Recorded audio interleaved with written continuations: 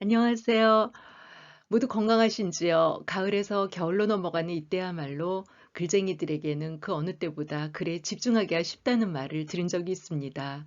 아무래도 한 해를 돌아보고 인생에 대해서 생각해보는 기회가 되다 보니 그런 듯 싶은데요.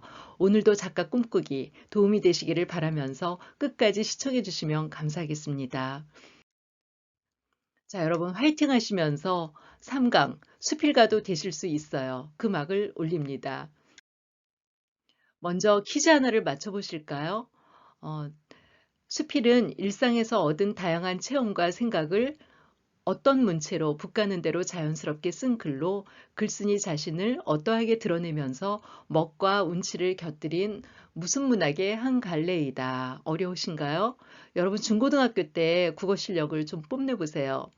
제가 현장 수업을 했더라면 초콜릿이라도 선물을 준비해 가서 맞추신 분들한테 드렸을 텐데 정말 안타깝네요. 이놈의 코로나네요. 자, 답 생각하셨나요?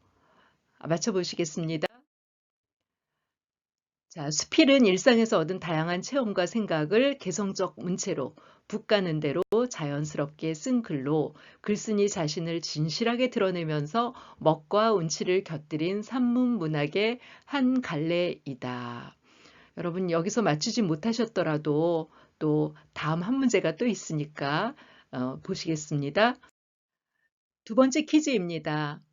수필이라는 용어의 출발을 누가 시켰는지 여러분 궁금한 적 없으세요? 제가 읽어보겠습니다. 나는 게으른 편이라 책을 많이 읽지 못했지. 그저 생각나는 대로 그때그때 형편에 따라 적어 놓았기 때문에 차례가 맞지 않아서 수필이라고 해두네. 이 수필이라는 말은 12세기 중국 남송 때 어떤 사람이 용제수필이라는 책을 펴내면서 수필 개념은 북가는 대로 쓴 글이라는 셈이 된 건데요. 사실 수필은 따를 수의 부피이기 때문에 마음 가는 대로 북 가는 대로 쓰면 되는 글인 듯 합니다.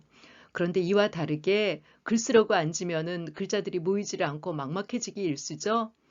뭐라도 머릿속에 있으면 꺼내서 쓸 것 같은데 아무것도 없다는 텅 빈 느낌이 들 때가 많습니다. 이건 바로 제 얘기입니다. 그래서 원고를 보내야 할 날짜 기한이 다가올 때면 머리를 쥐어뜯고 싶을 때가 종종 있거든요. 근데 어쨌든 이 말씀을 하신 분은 남송 때 이분입니다. 홍매. 꼭 기억하세요. 그렇다면 머리를 쥐어뜯을 정도로 힘들게 글을 쓰는 작가 입장에서는 이왕 쓰는 거 독자를 고려하지 않을 수가 없죠. 독자에게 좋은 글, 좋은 수필이란 어때야 할까를 고민을 해봐야 되는 거죠. 문학이라는 것이 뭐 교훈을 줘야 한다거나 정서적인 즐거움과 감동을 주어야 한다는 그 기능이나 효용적인 가치에 대한 견해들이 있잖아요. 우리가 지난 시간에 살펴본 소설만 해도 일단 누구에게나 재미가 있게 써야 하는 것이 첫째 덕목이라고 하잖아요. 페이지 터너라고 이 페이지를 막 넘기게 되는 술술 넘기게 되는 그리고 넘기면서도 빨리 엔딩 장면이 올까 봐 너무 재밌어서 조바심이 나는 그런 책이라면 100점 만점이겠죠. 거기서 또 끝나지 않고 인생에 대해서 또 삶에 대해서 좋은 질문을 던져주는 묵직한 울림이 있는 책이라면 어때요? 이런 책들이 바로 스테디셀러가 될 것 같은데요.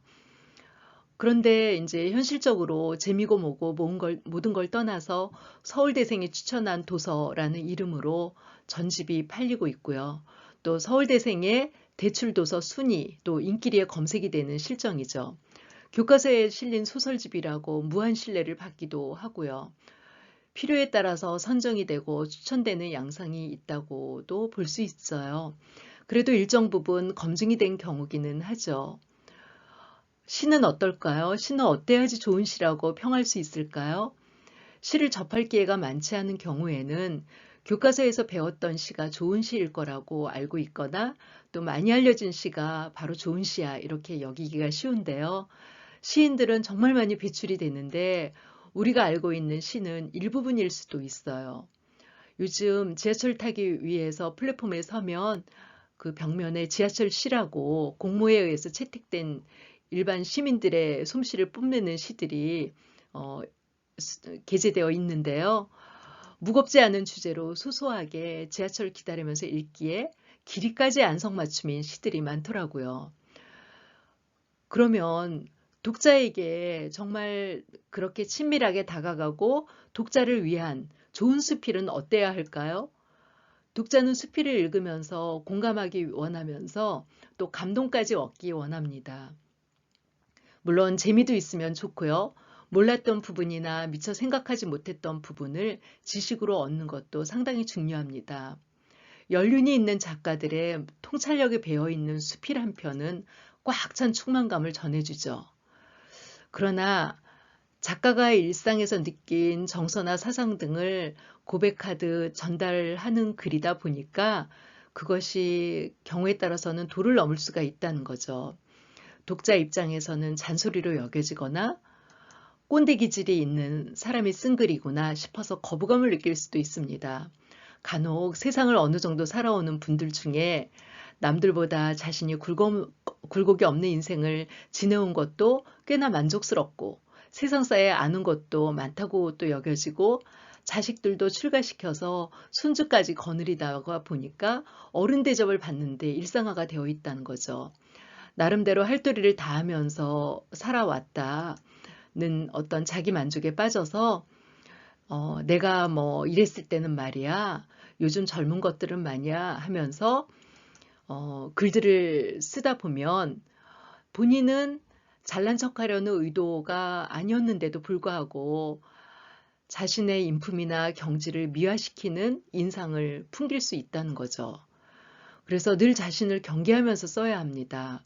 소박하고 절제되고 간결한 문장을 읽어 나가다 보니 고개가 절로 끄덕여질 정도로 공감이 되면서 삶의 지혜와 함께 그 통찰력에 은은한 멋이 느껴지고 미적인 세계까지 덤으로 엿볼 수 있게 된다면 정말 좋은 수필이겠죠.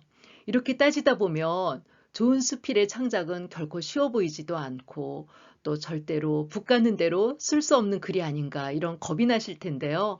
꼭 그렇지만은 않습니다. 이렇기 때문에 도전할 가치가 또 충분하다고 생각이 됩니다. 그래서 앞으로 살펴보면서 여러분이 수필에 대한 자신감을 충만하게 가지셨으면 좋겠습니다. 수필이란 장르의 스펙트럼이 넓다 보니까 간혹 수필과 소설 또 수필과 시에 대한 구분은 없이 접근을 하려다가 이것도 저것도 아닌 장르의 글을 탄생시킬 때가 있습니다. 일단 시와 수필이 어떻게 다른지 살펴보겠습니다. 시 속의 화자는 비록 시인의 분신이기는 하지만 설정된 존재인 반면에 수필은 글 쓰는 자가 바로 서술자입니다.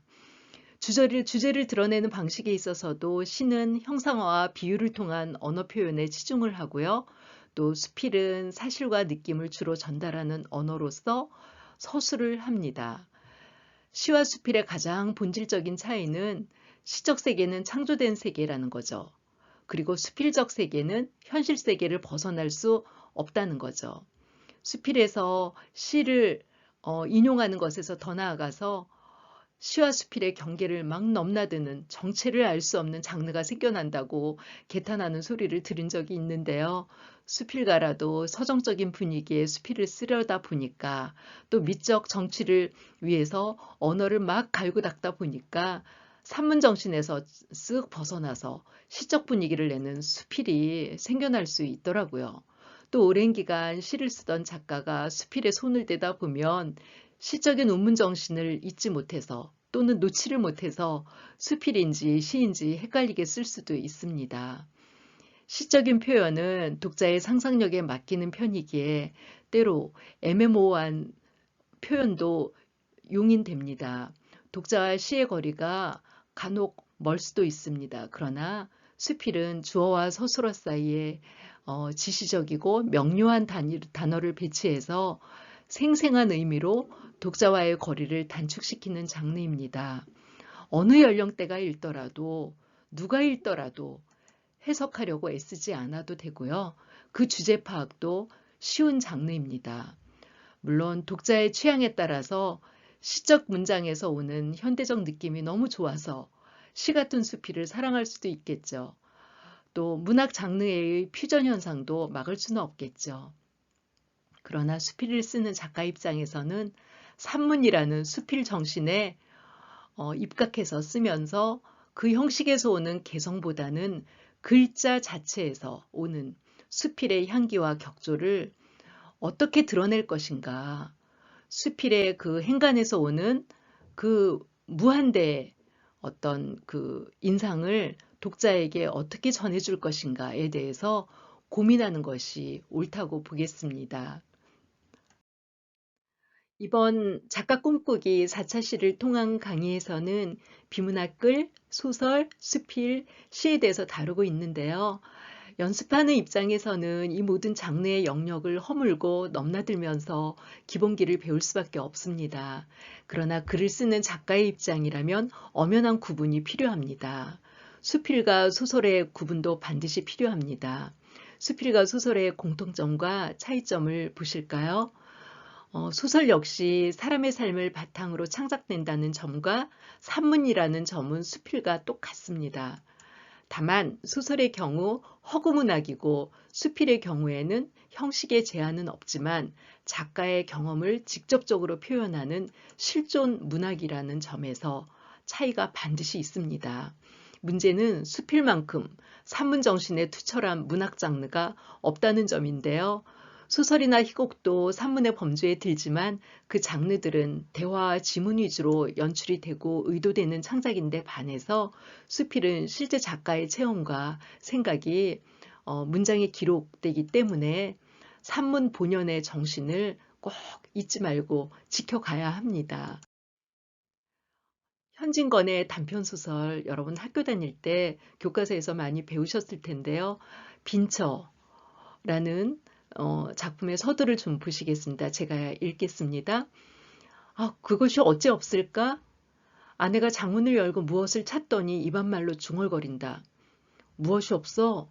나는 우두커니 책상머리에 앉아서 책장만 뒤적뒤적 하다가 물어보았다. 뭐 본단 저고리가 하나 남았는데. 나는 그만 묵묵하였다. 아내가 그것을 찾아 무엇하려는 것을 알미라. 오늘 밤에 옆집 할멈을 시켜 잡히려는 것이다. 이 2년 동안에 돈 한 푼 나는 데는 없고 그대로 줄이면 시장할 줄 알아 기구와 의복을 전당국 창고에 들이밀거나 고물상 한 구석에 세워두고 돈을 얻어오는 수밖에 없었다. 지금 아내가 하나 남은 무본단 저고리를 찾는 것도 아침거리를 장만하려 함이라. 나는 입맛을 쩍쩍 다시고 폈던 책을 덮으며 후 한숨을 내쉬었다. 이 수필 속의 나와 소설 속의 나는 차이가 있습니다. 소설의 나는 허구적 인물이고 수필 속에서의 나는 글쓴이 자신을 말합니다. 소설 속에서의 나는 작가가 설정한 허구의 인물이기 때문에 소설 속 인물이 이야기하고 생각을 할 뿐이지 작가의 이야기는 여기 나타나지 않는 거죠. 여러분 그 정도는 아시죠? 이 글은 수필인데요. 피천득의 나의 사랑하는 생활.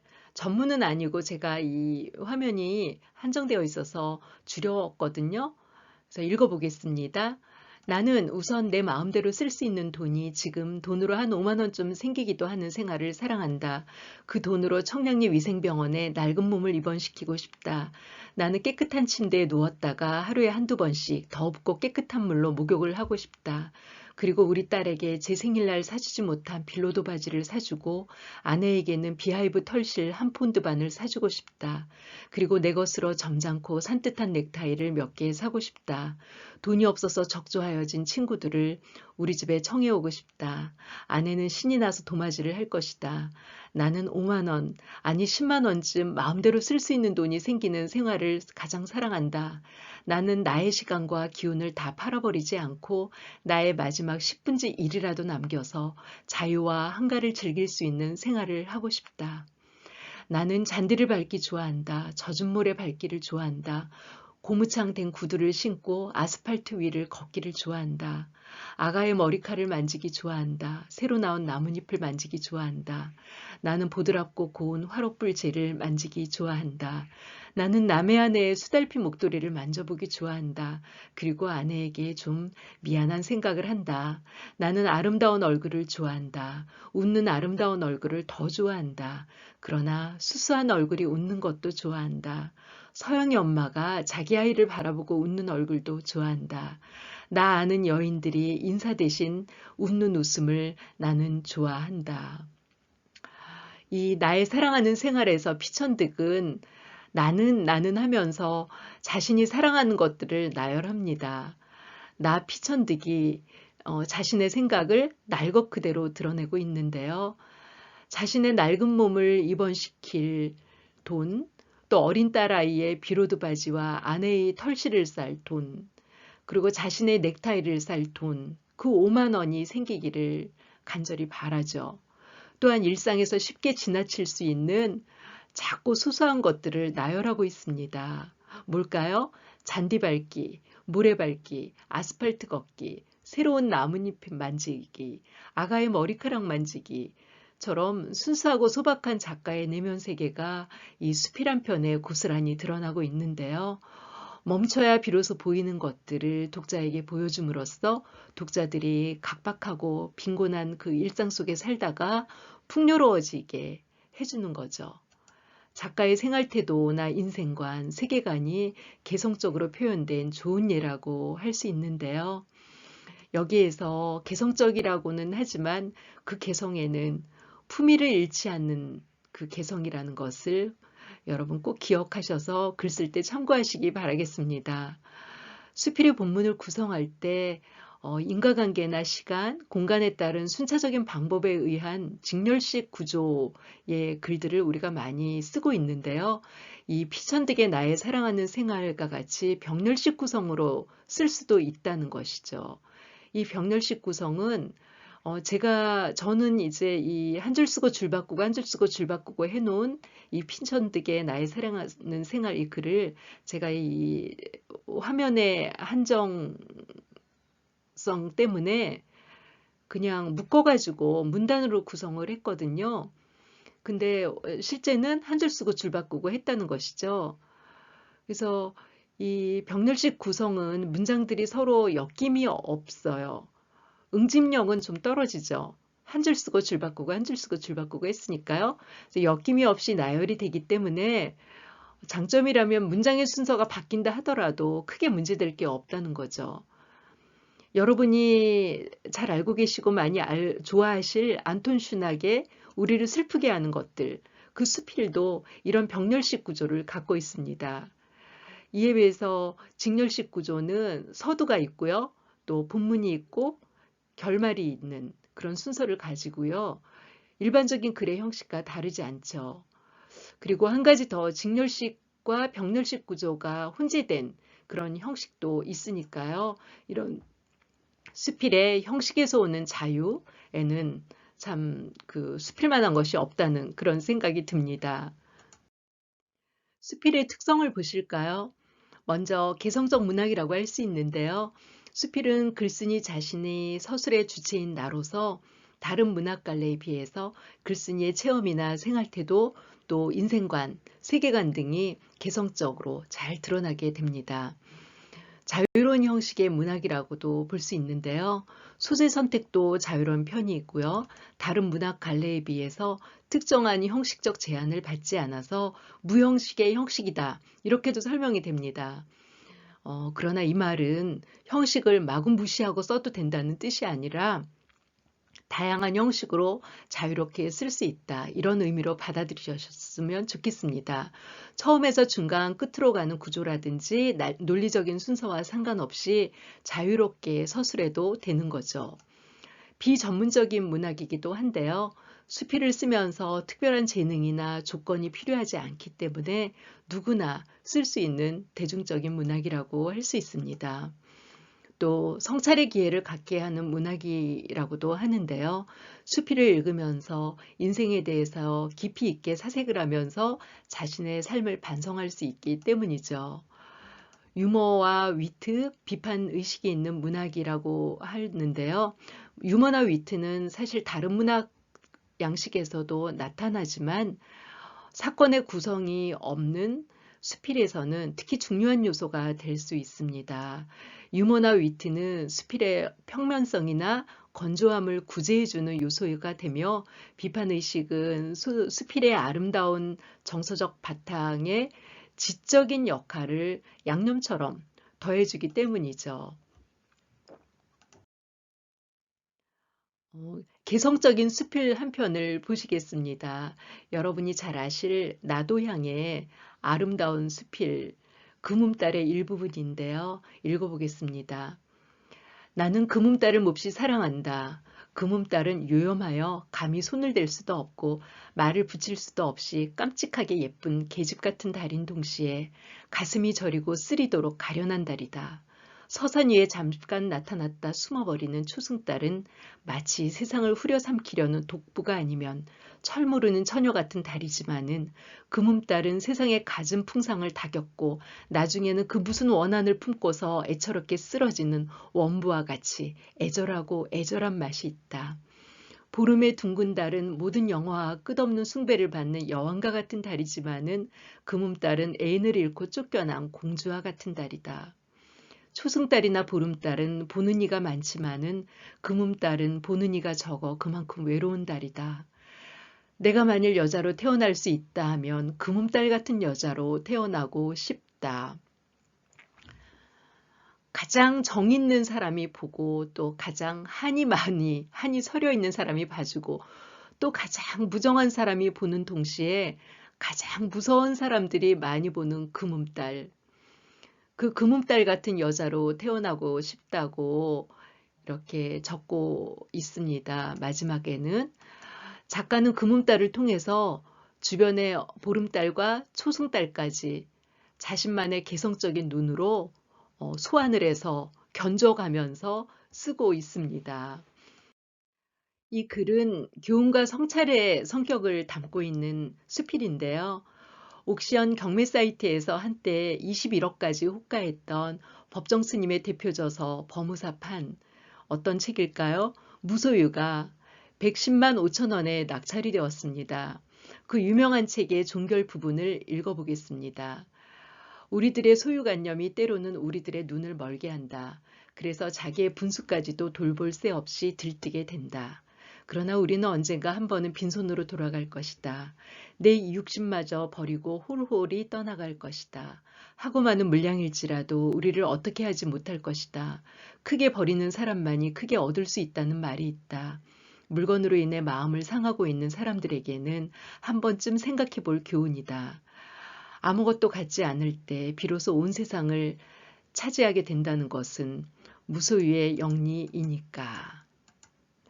법정 스님처럼 인생의 연륜이 쌓이면서 경험이 축적이 되고 또 사회로부터도 자유로운 경지에 이르다 보니까 작가 입장에서 가치 판단도 글에 언급할 수 있고 교훈적인 당부도 할 수 있겠죠. 그래서 그 대표적인 글이라고 할 수 있고 이 글을 참 많은 사람들이 사랑해서 그렇게 많이 팔렸다고 합니다. 그렇다면 과연 수필의 장점이 뭘까요? 문학을 전문적으로 배우지 않은 그 누구라도 친근하게 편지 한 장을 뚝딱 쓰듯이 써볼 수 있는 글이 수필이라고 할 수 있습니다. 그런데 일정한 형식의 제한이 없다더니 경수필과 중수필은 또 뭐예요? 이렇게 궁금해하실 수 있는데요. 경수필은 생활 속의 체험을 통해서 자신의 느낌을 쓴 글이 되는 거고요. 중수필은 시사적이거나 철학적인 내용을 논리적으로 쓴 글이라고 할 수 있어요. 우리가 쉽게 읽는 수필들은 대부분이 경수필입니다. 그래서 수필을 에세이라고 칭하는 것은 조금 수정이 필요한 것 같습니다. 영어의 에세이라는 말에는 평론이라는 뜻과 수필이라는 뜻 두 가지가 다 들어있다고 하는데요. 에세이를 보통 수필이라고 번역을 한다면 평론 부분을 걷어내고 일반적으로 우리가 생각하고 있는 내용의 수필만을 의미하는 거라고 할 수 있죠. 수필가 윤호영 씨는 수필은 동양적인 에세이요, 에세이는 서구적인 수필이요 이렇게 정의하기도 했는데요. 경수필은 문장의 흐름이 경쾌하고 가벼운 느낌을 줍니다. 감상을 적은 글로서 개성적이고 체험적이며 예술적인 경향이 좀 짙습니다. 개인적이다, 주관적이다, 자기 고백적이다, 정서 중심의 글이다, 신변잡기적이다 라고들 하는데요. 나라는 호칭을 쏙 빼버리고 감추더라도 결국 1인칭 중심의 글이랍니다. 서간문, 기행문, 일기문 등의 형식이 있고요. 몽테뉴적인 수필이라고 말합니다. 중수필은 문장의 흐름이 무겁고 또 사회적인 문제나 객관적인 문제를 대상으로 쓴 논리적이고 지적인 글이라고 할 수 있는데요. 생활문, 기록문, 평론, 칼럼, 논설 그런 류의 글들이 있습니다. 그리고 베이컨적 수수필이라고 말합니다. 수필을 쓰는 분들 중에 경수필에 최적화되신 분들도 계시고 또 문제의식에 투철해서 중수필을 잘 쓰시는 분들도 계십니다. 자신이 어느 쪽으로 관심이 가는지 진단을 해보시고 우선 잘 쓸 수 있는 글을 택해서 써보시면서 수필과 가까워지시면 참 좋을 것 같습니다. 수필의 소재로는 어떤 것이 있을까요? 작가의 삶에서 체험한 소재를 다루는 경우가 가장 흔하겠죠. 사랑에 대한 추억들이 제법 많은데요. 남녀 간, 어머니의 사랑, 반려견이나 반려묘에 얽힌 사랑들이 있고요. 또 자연물인 대추나무나 밤나무, 은행나무 등을 소재 삼아 쓰는 경우도 많더라고요. 지금은 코로나로 인해서 주춤하겠습니다마는 여행을 하면서 견문을 넓히거나 또 소소한 추억들, 깨달음들도 소재로 많이 쓰입니다. 또 자신이 머무르는 공간, 가정이나 학교, 직장에서의 소재도 자주 쓰이고 있고요. 그리고 사회나 자연 환경들을 통한 소재들도 잘 찾아서 쓰고 있더라고요. 인생살이의 깊은 회고, 또 성찰, 반성도 있고요. 종교나 죽음 같은 철학적인 소재들도 많이 다루고 있습니다. 그런데 낡고 진부한 소재, 이미 많은 이들이 사용한 소재는 정말 주의해야 합니다. 다른 장르의 글과 마찬가지로 수필 쓰기 좋은 주제와 그 주제와 찰떡인 소재를 찾아가는 여정은 고단하기 마련입니다. 그래서 수필을 쓰는 사람들은 이 문제를 놓고 고뇌에 빠지고 안타까움에 빠지기 쉽습니다. 어려움을 겪다 보니까 다른 사람의 자료를 찾아보기도 하고요. 타인이 이미 많이 썼던 소재나 주제가 뭘까 하고 슬쩍 염탐을 하는데요. 그런 것들은 참신성도 떨어질 뿐더러 글 쓰는 입장에서도 그리 흥미롭지는 않습니다. 수필이라고 하면 나름대로 수필답다고 여기는 소재와 주제를 떠올리는 방식에서도 벗어나야 합니다. 이 소재에는 이 주제가 아주 찰떡이야. 이 공식에서 벗어나야 하는 거죠. 그렇게 하기 위해서는 사물을 보는 시각이나 관점, 또 착상이나 발상, 상상력, 사고력의 구태의연함에서 벗어나야 합니다. 별반 다르지 않은 일상적인 체험을 소재로 선택했다 하더라도 작가의 해석에 따라서 작품은 전혀 다른 모습으로 태어날 수 있으니까요. 발상의 전환이 필요한 까닭이 여기 있는 거죠. 요즘 소설이나 시창작에서도 참신하고 허를 찌르는 소재와 주제를 가진 작품들이 각광을 받고 있습니다. 남들과 똑같은 생각으로는 참신하고 훌륭한 수필쓰기란 요원한 일이겠죠? 구성의 절차를 좀 보실까요? 먼저 무엇을 쓸까 하는 데서 주제가 마련돼야 하는데요. 그 주제에 맞는 딱 맞는 소재를 찾아야 하고 또 소재와 주제로 구상에 들어가야 하는데요. 따라서 한 편의 멋진 수필 한 편을 좀 써보고 싶다. 그런데 뭘 쓰지? 창밖도 좀 쳐다봐주고 이웃친과의 이야기도 좀 생각해보고 뉴스도 뒤적여보고 오래된 수필집도 꺼내서 목차를 휘리릭 보다가 뭔가를 찾았다면 유레카 바로 중심이 되는 사상이 생긴 겁니다. 다시 말해서 뼈대 있는 물고기가 마련된 거죠. 그럼 여기에 맞는 옷감을 사서 이 벌거벗은 물고기의 뼈를 가려줘야 합니다. 옷을 입혀야 하는 거죠. 세상에서 제일 좋은 고급 옷감을 찾으라고 방을 붙여야 하고요. 신하들은 비단 옷감이나 양털을 구해서 올 수도 있죠. 그러면 그 뼈와 가장 알맞는 옷감으로 뼈에 맞춰서 재단을 하고 미싱을 돌려서 멋진 물고기로 부끄럽지 않게 다시 태어나도록 해줘야 하는 겁니다. 그런데 신하들이 희귀한 옷감을 너무 많이 구해와서 아까운지라 물고기에 벨트도 해주고 또 귀걸이도 달아주고 신발도 해신키고 장갑도 끼워주고 모자도 만들어 씌워준다면 물고기는 무거워서 그만 축 늘어져 버립니다. 헤엄을 칠 수 있는 생명력이 사라지는 거죠. 주제에 아무런 관련 없이 거추장스러운 소재는 미련을 두지 말고 과감하게 버리는 것이 좋다는 말씀을 드리고 있는 겁니다. 또한 주제가 없는데 좋은 소재로 옷을 해입힌다면 결국 뼈대가 없는 물고기에 흐느적거리는 옷을 입히는 것이기 때문에 생명력이 생겨날 수가 없는 거죠. 화면에 보이는 글은 한동안 교과서에 실려서 누구나 내용을 알고 있는 윤호영의 방망이 깎던 노인입니다. 제가 읽어보겠습니다. 벌써 40여 년 전이다. 내가 갓 세간이 난 지 얼마 안 돼서 의정부에 내려가 살 때다. 서울 왔다 가는 길에 청량리역으로 가기 위해 동대문에서 일단 전차를 내려야 했다. 동대문 맞은편 길가에 앉아서 방망이를 깝깝하는 노인이 있었다. 방망이를 한 벌 사가지고 가려고 깎아달라고 부탁을 했다. 값을 굉장히 비싸게 부르는 것 같았다. 좀 싸게 해줄 수 없습니까? 했더니 방망이 하나 가지고 애누리 하겠어. 비싸거든 다른 데 가 사오. 대단히 무뚝뚝한 노인이었다. 값을 흥정하지도 못하고 잘 깎아나 달라고만 부탁했다.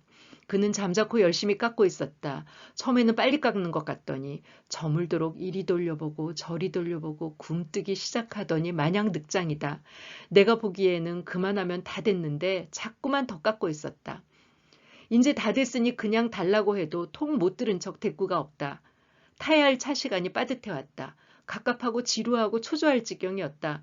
더 깎지 않아도 좋으니 그만 주십시오라고 했더니 화를 버럭 내며 끓을 만큼 끓어야 밥이 되지. 생쌀이 재촉한다고 밥이 되나 한다. 나도 기가 막혀서 살 사람이 좋다는데 더 깎는다는 말이요? 노인장 외고집이시구먼. 차 시간 없다니까요. 노인은 퉁명스럽게 다른 데 가서 하오. 난 안 팔겠소. 방망이로 옷을 두드릴 일도 없으니 방망이를 사오라는 아내가 있는 집도 존재하지 않을 테고요. 따라서 방망이를 깎아서 파있는 노인의 모습도 볼 수 없을 테죠. 그런 일회용품의 시대에 이런 소재가 공감을 얻을 수 있을까 하는 의견도 반드시 있겠죠. 그러나 가격 할인도 없고 손님에게 퉁명스럽지만 어떠한 상황에서라도 절대로 완성되지 않은 물건은 팔 수 없다는, 소비자가 차를 놓치는 한이 있더라도 팔 수 없다는 그런 철학을 가진 장인정신, 이것이야말로 시대가 바뀔수록 더욱 유효한 주제가 되지 않을까 싶은데요. 지은이는 길가에서 방망이를 깝깝하는 노인과의 대화에서 돈보다 지켜야 할 것을 지키는 장인정신에서 발상이 일어난 경우라고 볼 수 있습니다. 물론 그날 그 거리를 지나다니면서 방망이를 주문하고 완전히 깎기를 기다려서 용케 잘 참아가면서 가져간 자들이 더러 있긴 할 거예요. 그러나 이 일련의 과정에서 의미를 발견하고 소재와 주제를 접목시켜서 한편의 수필을 써내려가는, 그 누구나 할 수 있는 일이 아니겠죠. 자신의 환경 속에서 참신한 발상을 하기 위해서는 늘 의식을 잠재우지 않고 깨어있는 그런 여러분들이 되어야 할 것 같습니다. 독자는 이런 글을 읽으면서 삶의 진실한 면과 수필의 또 아름다움을 느낄 수밖에 없겠죠. 또 은은한 교훈도 이 글에 묻어 있다고 할 수 있죠. 교훈을 이렇게 의도적으로 드러내지 않아도 자신의 삶을 올곧게 사는 것이 참이라는, 옳은 거라는 교훈을 얻게 되는 거죠. 그래서 학생들 교과서에도 실리는 거라고 생각합니다. 수필을 신변잡기라고도 하지만 주제의식이 있는 글은 결코 신변잡기에 머물지 않습니다. 당당한 그 이름 수필을 획득하는 거죠. 그러나 주제의식이 없이 쓴 글은 신변잡기일 수 있습니다. 1강에서 제가 비문학에 대해서 말씀을 드릴 때 글은 단어가 연결이 되어서 문장이 되고 또 문장 여러 개가 문단을 이루고 문단 여러 개가 모여서 하나의 글이 된다고 말씀을 드렸듯이 글은 유기적 관계를 소홀히 하면 안 됩니다. 주제를 늘 염두에 두고 그 하나의 큰 바다를 향해서 강줄기들이 뻗어나가야 하는 거죠. 그래서 작가라면 늘 주제의식을 가슴에 품고 살아야 합니다. 특별히 자신이 관심이 가거나 다루어 보고 싶은 주제에 대해서 어떻게 그것을 형상화시킬지 고민하면서 소재를 마련하기 위해 늘 깨어 있어야 하는 거죠. 다행스럽게도 주제가 든든하면 글은 그 방향으로 나아가게 되어 있습니다. 그러나 주제에 힘을 주거나 독자에게 주제를 주입시키듯이 강요하는 투여서는 곤란합니다. 따스한 물에 소금이 녹듯이 자연스럽게 독자에게 전해지도록 은근하게 주제를 다루어야 하는 거랍니다. 이 글은 결혼의 본질을 생각하며라는 제목으로 쓴 수필 한 편인데요. 읽어보겠습니다. 요즘 결혼하는 남녀들을 바라보면 많은 생각이 든다. 원래 사랑하는 사이끼리만 결혼하는 것이 정상인데 사랑보다 그 외적인 것을 우선시하여 억지로 사랑을 끼워 맞춘 듯한 느낌을 받을 때가 있다. 어제도 직장 상사의 딸 결혼식장 피로연에서 신랑 신부의 결혼에 얽힌 스토리를 듣게 되었다. 신랑 측 아버지가 무슨 일을 하고 재산이 어느 정도이며 그 덕분에 신랑 신부가 어느 동네에 몇 평 아파트를 사서 시작한다는 듣기 좋은 이야기인 듯 했지만 알맹이는 빠져버리고 포장지만 가지고 색이 어떠니 리본은 무슨 모양이니 떠들어대는 모양새여서 아름답지 않았다. 젊은 남녀의 결혼에 대한 가치관과 세상의 풍조에 대해서 이야기하고 싶어하는 글인 것 같아요. 여기에 글의 뒷부분은 제가 올리지 못했는데요. 연결되는 내용은 모름지기 결혼이란 이래야 된다, 저래야 된다 였습니다. 그 다음 단락에는 28에 자신이 28에 지금의 남편과 결혼을 할 때 서로 아무것도 없이 시작한 그 결혼 생활을 되짚어 보면서 일구어온 것에 대해서 썼더라고요. 이 글 어떠신가요? 물질만능주의가 결혼에까지 스며든 현실, 그 결혼관에 대한 풍조를 비판하려는 글을 쓰려는 거구나 이렇게 싶어서 조금 진부해지기도 하고 또 탈영조로 느껴지기도 해서 독자들이 과연 이런 글을 읽고 싶어 할까 아닐까 이런 생각을 했는데요. 차라리 신랑 쪽에서 많은 준비를 해서 지금 이 결혼하는 신랑 신부가 어느 동네 몇 평 아파트를 사서 시작을 하게 된 거잖아요. 그래서 곧 다가올 이 글쓴이가 자신의 아들의 결혼을 앞두고 별로 준비해 줄 것이 없는 처지에서 오는 어떤 옹졸함, 꼬이는 마음을 잘 표현을 했더라면 더 나았을 것 같은 생각이 들더라고요. 아니면 다른 방법은 없을까요? 중수필로 쓰는 거는 어떨까 생각을 해봤어요. 만약 현 세태와 결혼관에 대해서 경수필로 쓰기로 방향을 정했다면 서두부터 결말까지 그 정신에 입각을 해서 객관적으로 써야 합니다. 비록 현 세태와 결혼관이라는 내용이라도 제목은 또 연구를 해서 독자들이 읽고 싶도록 매력적이고 끌어당기게 정하는 것이 좋고요. 그저 그렇고 그런 수필, 다른 사람들이 이미 써놓은 수필과 별반 다른 게 없는 평범하고 식상한 내용의 수필을 쓴다면 그거는 자신의 만족을 채울 뿐이라는 생각이 듭니다. 글의 서두를 어떻게 시작할까에 대해서 좀 알아보겠습니다. 1강 때 제가 시작이 절반이라는 말을 좋아한다고 말씀드린 적이 있는데요. 비문학적인 글이든 문학적인 글이든 간에 시작을 하면 절반은 이미 이루어진 것이나 마찬가지입니다. 논문을 쓸 때도 목차를 구성하는 과정이 힘들지만 그것을 해결하면 앞으로 나아가게 되어 있습니다. 집의 현관 역시 마찬가지입니다. 현관에 신발이 뒤엉켜 있고 버리지 않은 쓰레기가 통로를 막고 있다면 안으로 들어가는 길을 못 찾겠죠. 포기하고 도로 나와야 될지도 모릅니다. 서두의 첫 문장은 정돈된 듯 간결하며 또 매력적으로 보여서 집 안으로 들어가고 싶도록 만들어야겠고요. 제가 수필의 서두쓰기 유형 몇 가지를 좀 알려드리려고 하는데요. 첫 번째, 자신의 경험이나 생각으로 시작하는 방법이 있습니다. 예를 들면 소설 빙점으로 잘 알려진 미우라 아야코의 에세이 중에 기억이 남는 부분이 있다, 이렇게 시작을 하는 수필을 쓸 수도 있고요. 또 때와 장소 및 날씨로 시작하는 방법이 있는데요. 예를 들면 1979년 3월 5일은 내 인생을 통틀어서 가장 슬픈 역사가 시작된 날이다. 그 다음에 내용이 여러분 짐작이 가시나요? 그 다음에 주제문으로 쓸 수 있는데요. 취미가 무엇이냐 물으면 일순간 나는 당황한다. 딱히 꼬집어서 말할 대상도 없거니와 취미의 범위가 어디까지인지 잘 모르겠기 때문이다. 어떤 취미에 대해서 글 주제 삼아서 쓰려는 게 분명해 보이죠? 객관적인 기준 제시로 시작할 수도 있습니다. 예를 들어 극중 인물이 춤출 때 5202번 스텝을 밟았고 배우들이 말한 단어는 모두 12455 단어였다.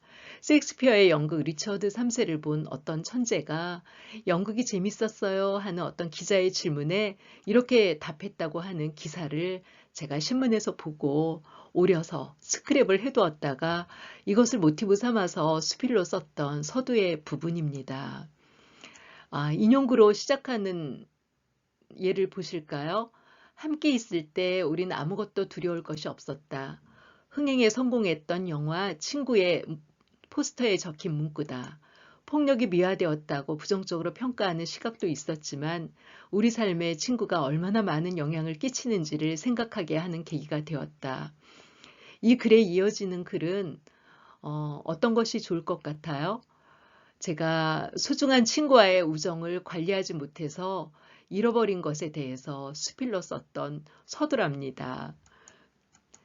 또 예가 있는데요. 독일의 시인 실러는 시간의 흐름에는 처음부터 끝까지 세 가지 흐름이 있다. 미래는 주저하면서 천천히 움직이고 현재는 화살처럼 쏜살같이 지나가고 과거는 영원히 정지 상태이다. 고 말했다. 또 분위기 설명으로 시작하기도 하는데요. 예를 들어 가을 햇살을 부드러이 느끼며 그런대로 괜찮은 시간을 보내고 있을 때였다. 자, 여기에 이어지는 글은 괜찮은 시간의 연속이 될까요? 아니면 그 반대가 될까요? 완전 분위기가 깨어집니다. 이 글은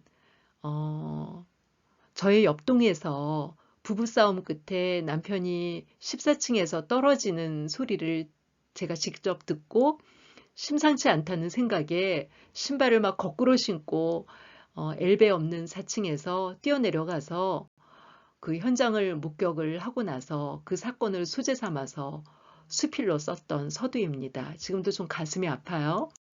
서두를 쓸 때 주의할 부분도 있습니다.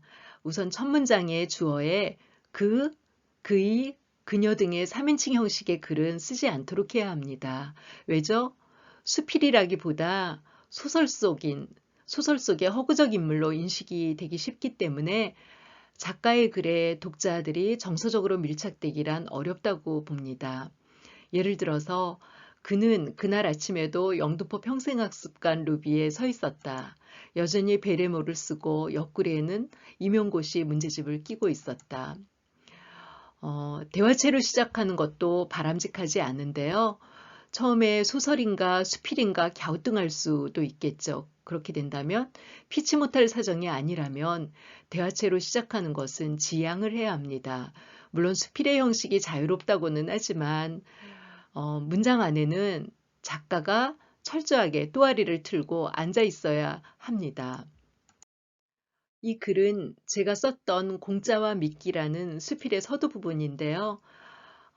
대화체를 지향해야 한다고 했잖아요. 그래서 대화체가 지금 앞부분에 있기 때문에 이것을 어떻게 해결해야 될까요? 고치면 되죠. 그래서 1번 글을 제가 읽어보겠습니다. 자, 모든 주민 여러분께서는 하던 일을 멈추시고 봉고차 앞으로 나오십시오. 농협에서 여러분들에게 신토부리 정신을 심어주고자 꿀 한 병씩 선물하겠습니다. 딱 10분간만 머물 테니 어서 나오십시오. 모처럼 집안 청소에 전력 투구하고 있다가 들려온 확성기 소리에 귀가 번쩍 뜨였다. 꿀 한 병이라. 그것도 농협 것이니 안 받아오면 나만 손해. 청소기를 발로 눌러 끄고 창밖을 내려다보았다. 은행나무와 등나무가 정답게 어울려 있는 곳, 그 사이로 쑥세개차가 보였다. 이어지는 확성기 멘트는 계속 사람의 마음을 끌어당기고 있었다. 그래서 제가 2번으로 수정을 했어요. 모처럼 집안 청소에 전력 투구하고 있다가 들려온 확성기 소리에 귀가 번쩍 뜨였다. 봉고차 앞으로 나오면 농협에서 주민들에게 꿀 한 병씩 나눠준다는 것이다. 딱 10분간만이라고 한다. 청소기를 발로 눌러 끄고 창밖을 내려다보았다. 은행나무와 등나무가 정답게 어울려 있는 곳, 그 사이로 쑥세기의 차가 보였다. 이어지는 확성기 멘트는 계속 사람의 마음을 끌어당기고 있었다. 농협에서 만든 꿀 한 병을 공짜로 준다는데 포기한다는 건 내게 도저히 있을 수 없는 일이다. 위에 대화체가 들어간 글은 생생하기는 한데 침착하고 차분하게 글에 몰입되지는 않는 것 같아요. 대화는 현장감을 높여주고 또 인물의 성격을 효과적으로 부여하기 때문에 등장인물의 성격을 강조하죠. 따라서 소설이라면 묘사보다는 이런 대화 처리가 더 효과적일 수 있어요. 그러나 수필에서 대화체는 필수 요소는 아니랍니다. 풀어서 쓰던가 아니면 핵심적인 내용만 인용 부호를 사용해서 대화문으로 처리를 하면서 시각적인 효과도 줄 수 있고요. 또 인용으로서의 묘미를 높이는 방법도 가질 수 있는 거죠. 아래 수정한 글을 읽어보면 확실히 수필의 산문 정신이 드러나기는 하는 것 같아요. 그래서 여러분이 꼭 뭐 대화체를 넣는 것이 더 효과적이다 할 땐 꼭 넣지 말아라는 아니고요. 이왕이면 수필에는 산문 정신에 투철하게 써라. 것을 꼭 기억하시기 바랍니다. 자, 수필의 본문을 쓸 때 주의할 점은 뭐가 있을까요? 일단 쉽고 친절하게 써줘야 합니다. 작가 자신이 잘 알고 있다고 해서 독자도 알겠거니 하고 쓰면 불친절한 글이 될 수 있어요. 그렇다고 악글로 미루어서 이제 충분히 알 수 있는데 중언부언 써대면 그것은 과잉친절이고 군더더기이며 지루한 글이 될 수 있습니다. 두 번째는 수식과 감정을 자제하고 소박하게 써줘야 하는데요. 예를 들어서 엄청나게 힘들어서 말이 안 나올 정도다 와 같은 표현은 어른스럽지 않은 표현이죠. 또 기암절벽을 보고 너무너무 멋있어서 감탄을 했다. 이런 억제되지 않은 감정 표현은 독자에게 거부감을 줍니다. 엄청나게 몹시 대박이다, 아주 굉장히 아름답다, 최고로 훌륭해 라고 쓰기보다는 읽는 이가 그렇게 느껴지도록 묘사를 해야 하는 거죠. 사실 그게 어려워요. 그래서 수식의 목적은 하고자 하는 이야기를 독자에게 정확하게 전달하려는 데 있다고 봐야 합니다. 그래서 지나친 수식을 한다는 것은 오히려 정확한 전달을 방해하는 게 됩니다. 여성들이 화장을 할 때 화장의 원래 목적은 자신의 얼굴을 돋보이게 하려는 것인데 지나친 화장으로 얼굴을 완전히 덮어버린다면 상대에게 혐오감을 줄 수 있고 자신의 고유한 그 정체성을 잃어버리는 게 되죠. 그래서도 문자 자체를 꾸미는 게 아니라 행과 행 사이의 공간에서 풍겨나오는 맛과 멋을 독자들이 느끼면서 미적인 아름다움을 갖도록 그렇게 써줘야 하는 거죠. 세 번째, 불필요한 존칭 사용을 주의해야 합니다. 예를 들어 나의 남편께서는 가족을 많이 사랑하셨다. 우리 고모부는 교장 선생님이시다 등의 지나친 존댓말은 독자를 유리시킵니다. 자기들끼리 놀고 있다는 인상을 주기가 쉽습니다. 또 간결하고 어법에 맞는 문장을 구사해야 하는데요. 발상과 착상이 아무리 뛰어나더라도 언어와 문학어의 그 본성을 알지 못하고 문장을 결속시키지 못하면 좋은 수필이라고 할 수 없겠죠. 제가 이 수필을 다루면서 문장론에 대해서는 따로 시간을 할애하지 않았는데요. 문장을 갈고 닦는 건 정말 시간이 필요합니다. 쓰는 것도 중요하지만 타인의 잘된 글을 많이 읽어보고 자신의 글은 수정을 거듭하여야지만 좋은 글이 될 수 있다는 것을 꼭 잊지 마시기 바랍니다. 글의 성패는 결말에 달렸다고 할 만큼 결말이 중요합니다. 바둑의 성패가 끝내기에 달렸다던가 또 사람의 평가는 죽음에서 볼 수 있다라고 하는 것 등이 모두 끝마무리의 중요성을 강조하는 말들인데요. 그러면 글의 끝마무리, 결말을 어떻게 처리해야 할지 좀 알아보실까요? 첫 번째로는 전체를 요약하는 방법이 있습니다. 지금까지 썼던 그 글들을 몇 마디로 마치 오렌지를 꽉 짜면은 몇 방울의 엑기스가 나오듯이 그것을 언급을 해주면서 독자에게 강한 인상을 줄 수 있는 거죠. 그리고 두 번째는 독자의 공감을 유도하는 방법이 있는데요. 이것도 제가 썼던 글의 마지막 부분인데요. 누가 그들에게 돌을 던지며 도덕적이지 못한 삶이 나은 작품이라고 집어던질 수 있을 것인가. 실존의 감옥을 견디며 예술가로 살게 하는 존재는 각자에게 필요할 것이다. 우산 없이 길을 걷다가 문득 비를 만나듯 비껴가지 못할 상황도 있다. 화려하게 자기 길을 간 그들을 그대로 이해하고 싶다. 세 번째는 독자 나름의 상상에 맡기는 방법인데요. 독자가 상상할 수 있는 즐거움을 던져줌으로써 단순한 감상에서 벗어나서 창작자의 경지에까지 올라설 수 있게 만들어주는 거죠. 마치 영화의 끝장면과 같이 깊은 인상과 여운을 줄 수 있습니다. 또 요망하고 반성으로 마무리하는 방식이 있는데요. 이어지던 우리 관계는 내 사정으로 다시 연락이 끊겼다. 그 후 정말 많이 찾았으나 보지 못한 채 아쉬운 세월이 흘렀다. 여러 가지 후회는 나의 몫으로 남았고 우정을 관리 못한 가슴에 실패의 지교가 새겨졌다. 이 글을 읽으면서도 제가 가슴이 아픈 게 앞에서 제가 친구와의 우정을 관리 못한 서두 부분을 말씀드렸잖아요. 그 글의 마무리 부분인 거거든요. 참 아쉽습니다. 수필의 제목은 사람의 얼굴과 같습니다. 수도 없이 많은 수필 작품 중에서 독자가 어떤 것을 읽을까 선택할 때 나름대로의 선택 기준이 있겠지만 제목이야말로 큰 부분을 차지한다고 생각합니다. 서점에 서가에 책을 꽂아 놓으면 책 등이 우선적으로 독자의 눈에 보이잖아요. 그러다 보니 출판사에서도 이 부분에 많은 신경을 씁니다. 정보를 어떻게 담을까 고민하는 거죠. 그래서 수필의 제목을 대하면서 여러분도 글을 선택을 할까 말까 마음이 정해지듯이 제목을 매력 있게 개성 있게 여러분의 작품에 붙이는 것은 너무 중요합니다. 제목의 형식은 단어로 쓸 수도 있고요. 또는 구로 쓸 수도 있고요. 문장으로도 표현을 할 수 있습니다. 이럴 때 주제를 표출하거나 암시하거나 소재 중에 하나를 선택해서 붙일 수도 있다는 거죠. 그래서 여러분이 수필의 제목 붙이기는 정말 중요하다는 거 꼭 잊지 마시기 바랍니다.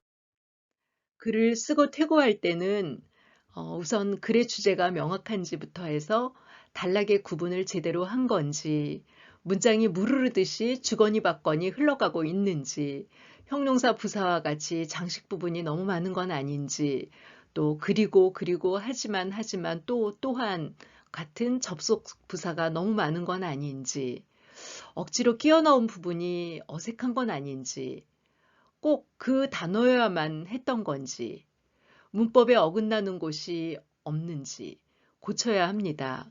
게다가 자기 자신은 못 느낄 수 있는데요. 잘난 척하는 것을 자제해야 합니다. 자신의 학력이 높은 것을 자랑을 하거나 아는 척하거나 또 자식 잘 된 것을 자랑하거나 해외여행 많이 한 것을 자랑을 하거나 물론 그렇게 할 수는 있겠죠. 부득이하게 들어갈 수는 있겠죠. 그러나 어느 선을 넘지 않도록 쓰는 지혜가 필요합니다. 자기 자랑하는 글을 누가 시간을 내서 읽어줄까 입장을 바꿔서 생각해 보면 답이 나옵니다. 또 우리말을 바르게 쓰고 표기하기 위해서 표준어가 있다는 것을 모두 아시고 계시죠?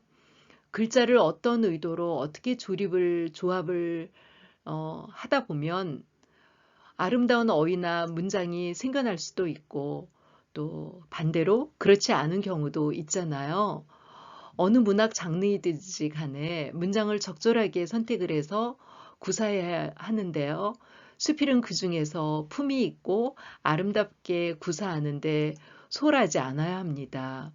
부적절한 어휘를 선택하거나 어법에 어긋나는 문장을 쓰거나 또 문맥이 통하지 않는 문장을 사용한다면 아무리 비전문적인 글이고 무형식의 글인 수필이라 하더라도 문학의 격조를 떨어뜨릴 수 있으니까 작가라면 책임을 갖고 써야 하겠죠?